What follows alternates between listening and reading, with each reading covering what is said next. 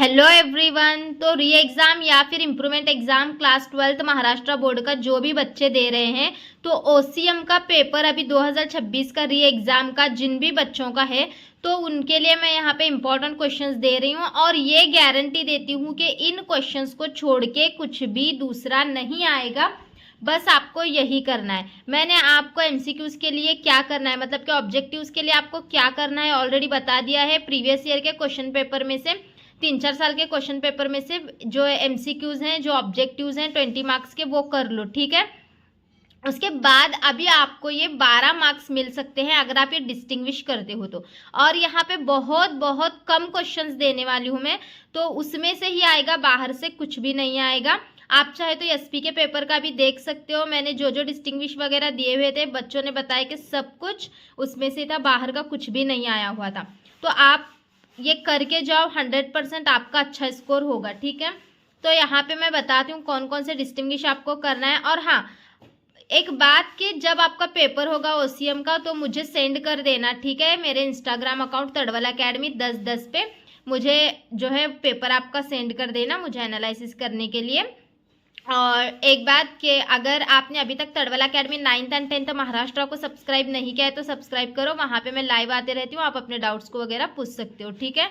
तो चलो यहाँ पे सबसे इंपॉर्टेंट डिस्टिंग्विश कौन कौन से हैं हम देखेंगे। सबसे पहले तो ये देखो, डिस्ट्रिक्ट कमीशन। अभी डिस्टिंग्विश के अंदर ना बच्चों आपको 4 क्वेश्चंस टोटल दिए जाते हैं और 4 में से 3 सॉल्व करना होता है। और कितने मार्क्स के लिए होता है? ये 12 मार्क्स के लिए होता है। तो अगर आप इतने ही क्वेश्चंस करते हो तो आपके 12 मार्क्स 101% पक्के हैं।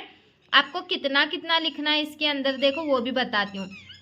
तो सबसे पहले यहाँ पे district commission and national commission में का आपको डिस्टिंग्विश करना है। उसके बाद district commission and state commission में का डिस्टिंग्विश, डिफरेंस, फर्क जिसको बोलते हैं ना हम, वो करना है। उसके बाद state commission and national commission में का आपको करना है। अब देखो यहाँ पे, अब बच्चों यहाँ पे एक लॉजिक देखो। आप सपोज आपने डिस्ट्रिक्ट कमीशन के 4 पॉइंट्स याद किए, नेशनल कमीशन के 4 पॉइंट याद किए, तो यहाँ पे डिस्ट्रिक्ट कमीशन में आपको अलग से करने की ज़रूरत ही नहीं है ना, क्योंकि ऊपर ऑलरेडी आपने किया हुआ है। इसमें सिर्फ आपको स्टेट कमीशंस के पॉइंट करना पड़ेगा। फिर यहाँ पे इस क्वेश्चन में आने के बाद आपको स्टेट कमीशन ऑलरेडी याद है, नेशनल कमीशन भी ऑलरेडी याद है, तो ये भी क्वेश्चन बन जाएगा। मतलब कि सिर्फ अगर आप डिस्ट्रिक्ट कमीशन, नेशनल कमीशन और स्टेट कमीशन तीनों के 4 पॉइंट्स याद कर लेते हो तो आपके ये 3 क्वेश्चन पक्के हो जाएंगे और इनमें से 100% एक क्वेश्चन तो आएगा, ठीक है। अब आगे आते हैं, ऑर्गेनाइजिंग एंड डायरेक्टिंग, इसमें का डिफरेंस आपको करना है, ठीक है। उसके बाद स्टाफिंग एंड डायरेक्टिंग, इसमें का डिफरेंस आपको करना है। डायरेक्टिंग आपने ऊपर याद किया हुआ होगा तो यहाँ पे मुश्किल नहीं जाने वाला। और हाँ, आपको अब लिखना कितना कितना है देखो, अपने 2 कॉलम ऐसे बनाते हो आप, है ना।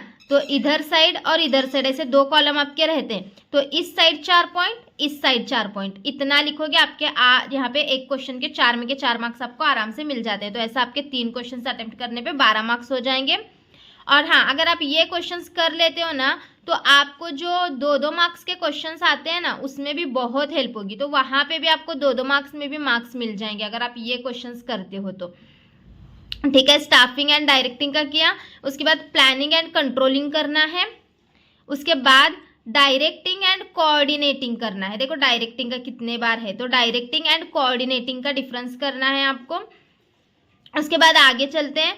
उसके बाद देखो, current account and fixed deposit account, ठीक है। करंट अकाउंट और फिक्स्ड डिपॉजिट अकाउंट करना है।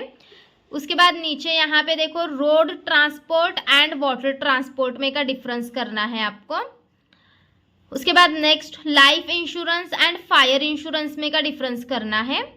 और लास्ट है हमारा road transport and rail transport. तो कितने यहाँ पे 11 हैं। 10-20 में से आप कर लोगे तो बहुत अच्छे से आपके मार्क्स यहाँ पे ये 12 तो मिलेंगे ही मिलेंगे डिस्टिंग्विश के आपको, प्लस जो कंसेप्ट डिफाइन करना होता है उसमें भी आपको और 4 से 6 मार्क्स आराम से उसमें और बढ़ जाएंगे आपके, ठीक है। तो ये करते हो, ये बहुत बेनिफिट देने वाला होता है ये वाला डिस्टिंग्विश। तो आप करके जाओ ये सारे क्वेश्चंस।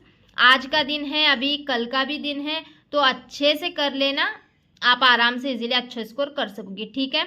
अभी अगर आपको लॉन्ग आंसर्स क्वेश्चंस चाहिए तो जल्दी से यहाँ पे कमेंट करो नेक्स्ट वीडियो करके, तो जल्दी से मैं बना के अपलोड कर देती हूँ। ठीक है, तो चलो बच्चों फिर मिलते हैं नेक्स्ट वीडियो में। Bye bye. और वीडियो को लाइक करना मत भूलना। ठीक है, तो चलो फिर बाय बाय।